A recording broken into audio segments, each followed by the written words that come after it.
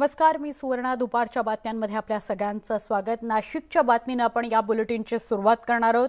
नाशिकच्या गंगापूर पोलीस ठाण्याच्या हद्दीतील DK नगर पोलीस चौकीमध्ये ओली पार्टी करण्यात आली होती. ही ओली पार्टी करणाऱ्या पोलिसांवर कारवाईचा बडगा उगारण्यात आलाय. या प्रकरणी 4 पोलिसांवर निलंबनाची कारवाई करण्यात आलेली आहे. नाशिकचे पोलीस आयुक्त दीपक पांडे यांनी ही कारवाई केली. या प्रकरणी चौकशी करून अहवाल सादर करण्याचे आदेशही त्यांनी दिले आहेत. DK नगर पोलीस चौकीमध्ये पोलिसांची ओली पार्टी रंगलेली असताना चौकीत एक नागरिक तक्रार करण्याकरता गेला आणि त्यामुळे पोलिसांच्या पार्टीचा रसभंग झाला. त्यावेळी या तक्रारदाराला पोलिसांनी बदडलं. सर्वसामान्यांकडून या सगळ्या घटनेमुळे संताप व्यक्त करण्यात आलेला होता आणि आता 4 पोलिसांना या सगळ्या प्रकरणात निलंबित करण्यात आलेला आहे, जे ऑन ड्युटी ओली पार्टी करत होते. चौघांवर निलंबनाची कारवाई झालेली आहे. आमचे प्रतिनिधी लक्ष्मण घाटोळ यांच्याकडून अधिक माहिती घेऊया. लक्ष्मण, एक नागरिक तक्रार नोंदवायला गेला तेव्हा हा सगळा प्रकार उघडकीस आला, कारण त्याला मारहाण झाली किंवा त्याने प्रत्यक्ष सगळा प्रकार काय सुरू आहे ते बघितला, अन्यथा तर अशा गोष्टी समोरच आल्या नसत्या. अगदी खरं आहे. सदर रक्षण आहे, खलनिग्रहण आहे, असं पोलिसांचं ब्रीद वाक्य आहे आणि याच ब्रीद वाक्याला तिलांजली देण्याचं काम या सर्व पोलीस कर्मचाऱ्यांनी केलं. आणि यानंतर आता पोलीस आयुक्त, जे नाशिक शहराचे पोलीस आयुक्त आहे दीपक पांडे, हे कडक शिस्तीचे अधिकारी म्हणून ओळखले जातात आणि आज त्यांनी या 4ही कर्मचाऱ्यांना तातडीने निलंबन करण्याची कारवाई केलेली आहे. काल रात्री हा संपूर्ण प्रकार घडला आणि हा प्रकार घडल्यानंतर नागरिकांनी तक्रारी केल्या, ठिय्या आंदोलन झालं आणि त्यानंतर तातडीने पोलीस आयुक्तांनी या संपूर्ण प्रकरणाची गांभीर्याने दखल घेतली, जेणेकरून पोलिसांची प्रतिमा मलिन होणार नाही यासाठी अवघ्या 3 तासामध्ये पोलिसांवर निलंबनासारखी कठोर कारवाई करण्यात आलेली आहे. मात्र या संपूर्ण प्रकरणाने एक गोष्ट समोर येते, ती म्हणजे या पोलिसांची ओली पार्टी थेट पोलीस चौकीमध्ये सुरू होती. म्हणजे या संपूर्ण प्रकार घडत असताना वरिष्ठ अधिकाऱ्यांचे या ठिकाणी फेऱ्या नसतात का? वरिष्ठ अधिकारी यांच्याकडे लक्ष देत नाहीत का? या संपूर्ण परिसरात CCTV कॅमेरे लावलेले असतात. हे सगळ्या CCTV कॅमेऱ्यांच्या अंतर्गत जर पोलीस अशा पद्धतीने वागत असतील तर सर्वसामान्यांनी अपेक्षा कोणाकडे करायची? शहरामध्ये दिवसाढवळ्या दरोडे पडले जात आहेत. नाशिकच्या सातपूर परिसरामध्ये गेल्या काही दिवसांपूर्वी भर दिवसा 11 वाजता एका घरामध्ये दरोडा पडला आणि अशी सगळी कायदा सुव्यवस्थेचे वावडे निघत असताना दुसरीकडे पोलिसांकडनं अशा प्रकारचं जर चित्र समोर येत असेल तर नागरिकांनी या पोलिसांकडनं काय अपेक्षा करायची? कुंपणच जर शेत खात आहे तर दाद मागायची कुणाकडे? असा संपूर्ण प्रश्न या प्रकरणाने उपस्थित केला जात होता आणि अखेर आज पोलिसांनी ही कारवाई केलेली. या 4 कर्मचाऱ्यांना निलंबनाची कारवाई करण्यात आलेली आहे. मात्र पुढच्या काळामध्ये पोलिसांची ही डागाळलेली प्रतिमा सुधारण्यासाठी पोलीस प्रशासन काही ऍक्शन प्लॅन आखणार का, की हे संपूर्ण असंच सुरू राहणार, हा प्रश्न उपस्थित केला जातोय. नक्की. धन्यवाद ही सविस्तर माहिती दिल्याबद्दल.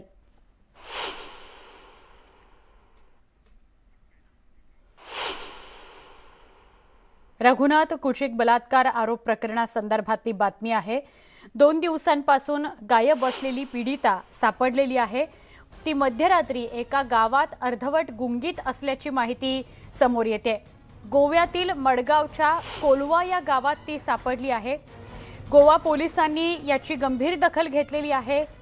तिला इंजेक्शन देऊन काही व्यक्तींनी महाराष्ट्रातून नेल्याची धक्कादायक माहिती सुद्धा तिनं पोलिसांना दिली आहे. पीडितेला नेणाऱ्यात काही पोलीस असल्याचा दावा सुद्धा ती करते आहे. गोवा पोलीस पीडितेपर्यंत पोहोचले, त्यांनी तिची विचारपूस केली, चौकशी केली आहे. पुणे पोलीस आणि पीडितेचे आई-वडील आता गोव्याला जायला निघालेले आहेत त्या मुलीला भेटण्याकरता किंवा तिला सोबत घेण्याकरता. या सगळ्या प्रकरणामुळे या बलात्कार प्रकरणातलं गूढ वाढलेलं आहे. रघुनाथ कुचिक यांच्यावर बलात्काराचा आरोप तिनं केलेला आहे. पीडिता गायब प्रकरणामध्ये महाराष्ट्र पोलीस सहभागी होते का, हेही बघणं महत्त्वाचं आहे. दरम्यान या प्रकरणी चित्रा वाघ यांनी काय प्रतिक्रिया दिली बघूयात. बलात्कारी नेता रघुनाथ कुचिकने अत्याचारित केलेली मुलगी ही 2 दिवसांपासून बेपत्ता होती. पण काल रात्री 11:30च्या आसपास तिचा फोन मला आला होता आणि तिने त्यावेळेला सांगितलं, मी कुठं आहे मला माहिती नाही, पण मला मदतीची गरज आहे. रात्रीची वेळ होती. तिला म्हटलं आजूबाजूला जर कुठली घरं असतील तर ते दरवाजे ठोकठव आणि तिथले जे व्यक्ती असतील माझ्याशी बोलणं करून दे. त्या पद्धतीने तिने केलं. एक गृहस्थ त्या ठिकाणी आले, मी त्यांच्याशी बोलले. कुठलं गाव आहे म्हटलं तर कोलवा गाव सांगितलं त्यांनी आणि मडगावमध्ये हे आहे, म्हणजे गोव्यामध्ये. हे झाल्यानंतर मी त्यांना विनंती केली की या मुलीला कृपया आपण गोवा पोलिसांपर्यंत पोहोचवावं. देण्यात आली, माझ्याकडनं कुठल्या पेपर्सवर सह्या घेण्यात आल्या, नंतर काय झालं मला आठवत नाही आणि आता मी या ठिकाणी पडलीय असं तिने मला सांगितलं. तिचा फोन झाल्याबरोबर ताबडतोब मी पुण्याच्या शिवाजीनगर सिनियर पीआय अनिता मोरे यांना संपर्क केला, त्यांना झालेली सगळी घटना सांगितली आणि त्यांनी आता पुणे शहर आणि ग्रामीण या दोन्ही पोलिसांच्या टीम गोवा पोलिसांच्या इथं पोहोचतायत. मुलीचे आई वडील जे तिच्यासोबत नव्हते ते त्यांच्या घरी होते, ते सुद्धा त्या ठिकाणी येत आहेत. त्यासाठी जबाबदार लोकांनी बेजबाबदार वक्तव्य करू नये. मुलीचे आई वडील हे तिच्या घरीच होते आणि मुलगी ही बेपत्ताच होती आणि तिचा काल रात्री फोन आल्यामुळे किमान या गोष्टी आपल्याला सगळ्यांना कळलेल्या आहेत आणि त्यामुळे अशी बेजबाबदार वक्तव्य करू नये आणि आपला बावळटपणा कधी आणि कुठे करावा याचं थोडं तरी तारतम्य आपल्याला बघायला पाहिजे. शिवसेना नेते संजय राऊत यांच्या निवासस्थानी शिवसेनेच्या खासदारांची एक बैठक सुरू झालेली आहे. या बैठकीमध्ये राज्य सरकार आणि केंद्र सरकार यांच्यातल्या वादावर चर्चा करण्यात येते. ही माहिती पुढे येते की राज्य आणि केंद्रामध्ये जो संघर्ष निर्माण झालाय त्या संदर्भातली ही चर्चा आहे. या बैठकीसंदर्भात आमचे प्रतिनिधी प्रशांत लीला रामदास यांनी अधिक माहिती घेतली.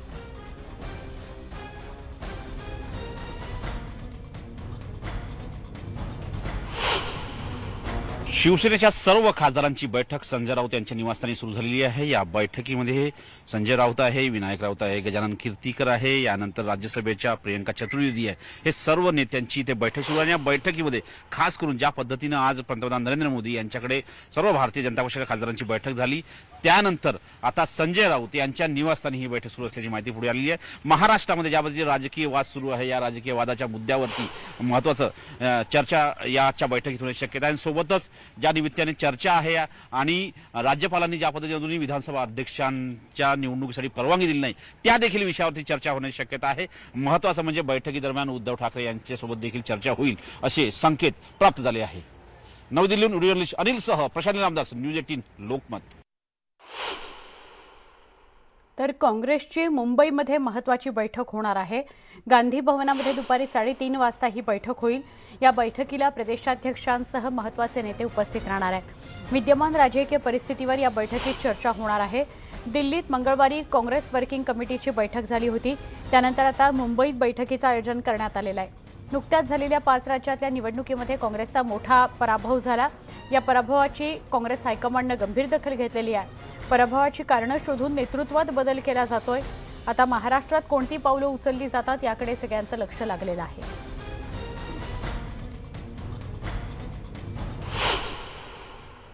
दरम्यान शिवसेना खासदार संजय राऊतांनी सकाळी पत्रकार परिषद घेऊन भाजपवर जोरदार टीका केली. भाजप नेत्यांनी चौकशीला सामोरं जावं, उगाच रडून नौटंकी करू नये असा टोला शिवसेनेचे खासदार संजय राऊतांनी लगावला. तर त्याला प्रत्युत्तर देताना अनेक मंत्र्यांचे भ्रष्टाचार समोर आणले असून आणखी 10 मंत्र्यांना राजीनामा द्यावा लागेल असं म्हटलेलं आहे. पोलीस राज्याच्या तपास यंत्रणा एखाद्या गुन्ह्याबाबत, लफंगगिरीबाबत तुमची चौकशी करू शकत नाही का? तुम्ही कायद्याच्या वर आहात का? रडताय कशाला? मला का बोलवता, मला का बोलवता, आमच्या लोकांना का बोलवता? का रडताय? जा ना सामोरे. रस्त्यावरती येऊन नौटंकी कसली करताय? शीज वसुली सुरू आहे.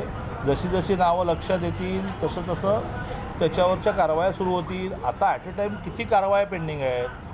मग 1500 कोटीची कामं आपल्या जावयाला दिलेली हायकोर्टाने ठोकलं आणि कॅन्सल करायला लागलेले असे एक मंत्री आहेत की ज्यांचा मनी लॉन्ड्रिंगचा पण एक विषय पेंडिंग आहे. परब साहेबांच्या रिसॉर्टच्या विषयामध्ये रत्नागिरी कोर्टामध्ये केंद्रीय पर्यावरण खात्याने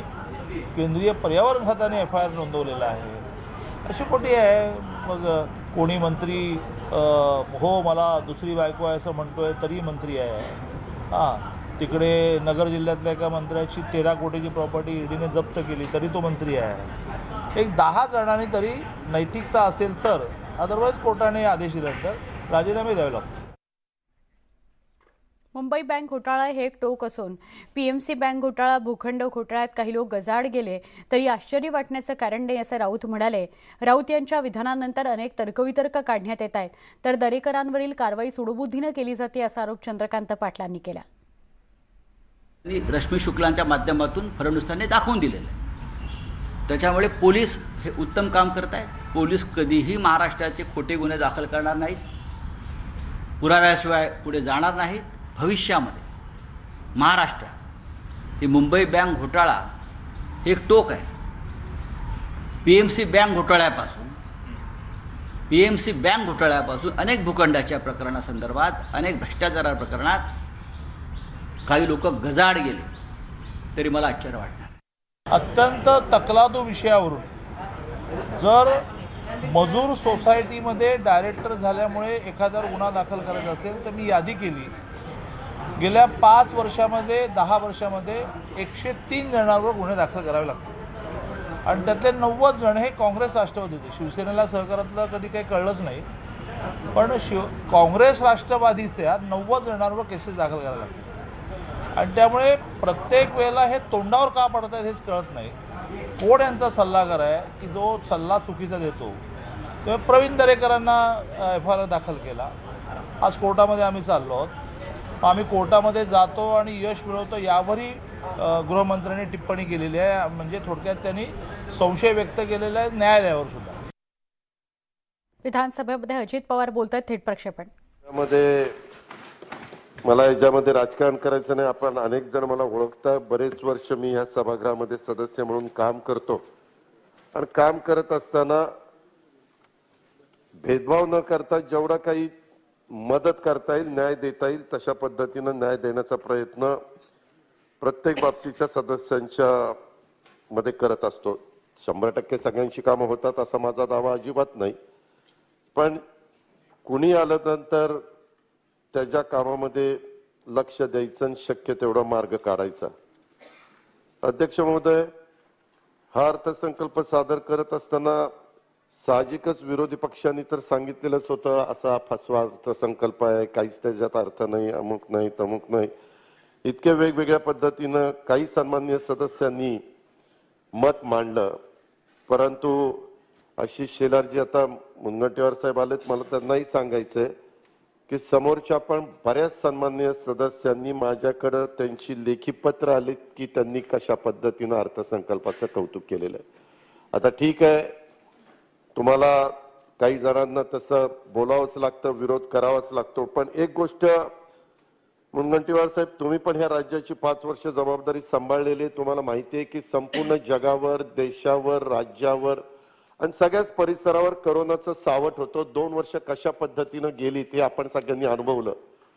काही बाबतीमध्ये सन्माननीय सदस्य म्हणतात की कोरोनाच्या काळामध्ये सरकारने चांगलं काम केलं, डॉक्टर्सचं, नर्सेसचं, पॅरामेडिकल स्टाफचं, ह्या सगळ्यांचं कौतुक करतायत, अभिनंदन करतायत. परंतु पुन्हा काही जण त्याच्यातनंच टीका टिप्पणी पण करण्याचा प्रयत्न करतात. दोन्ही कसे, जर कोरोनाच्या काळामध्ये चांगलं काम झालेलं असेल तर मग कौतुक करायचं कारण नाही, आणि खराब झालेला असेल तर मग त्याच्यात प्रश्न येत नाही. पण एक गोष्ट आजच्या उत्तराच्या निमित्तानं मला महाराष्ट्रातल्या तमाम जनतेला सांगायचंय, ज्या चीनमधनं कोरोना वाढीला लागला त्या चीनमध्ये आज 15 पेक्षा जास्त महत्वाची शहरं लॉकडाऊन झालेली आहेत.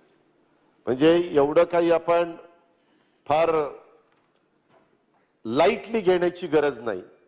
आपण हे गंभीरतेनेच बाब घेतली पाहिजे. पुण्यासारखं मोठं जवळपास 1.5 कोटी लोकसंख्या असणारं त्यांचं एक शहर, ते पण लॉकडाऊन करण्यात आलेलं आहे. ते कदापि तो आजार बाहेर पुन्हा वाढू नये, चौथी लाट येऊ नये, हीच आपली सगळ्यांची इच्छा आहे. आणि त्याकरता केंद्र सरकारपासून पार राज्याच्या पर्यंत महानगरपालिका, नगरपालिका सगळ्यांनीच आपापल्या परीनं काम केलं. आपण जास्तीत जास्त त्याच्यामध्ये लसीकरण करण्याचा प्रयत्न केला. अजूनही काही काही जण लसीकरणाच्या बाबतीमध्ये म्हणावासा प्रतिसाद देत नाही. ग्रामीण भागामध्ये फिरत असताना लोक थोडंसं आता ते गंभीरतेने घेत नाहीयेत. अर्थसंकल्पावर विरोधकांनी टीका केली होती, त्यावर पुन्हा एकदा अजित पवार प्रतिक्रिया देण्याचा प्रयत्न करतायत. विधानसभेमधलं थेट प्रक्षेपण आपण पाहत होतो. या सगळ्या घडामोडींसह बुलेटिनमध्ये इथेच थांबतोय. ताज्या बातम्यांकरता पहा फक्त न्यूज 18 लोकमत.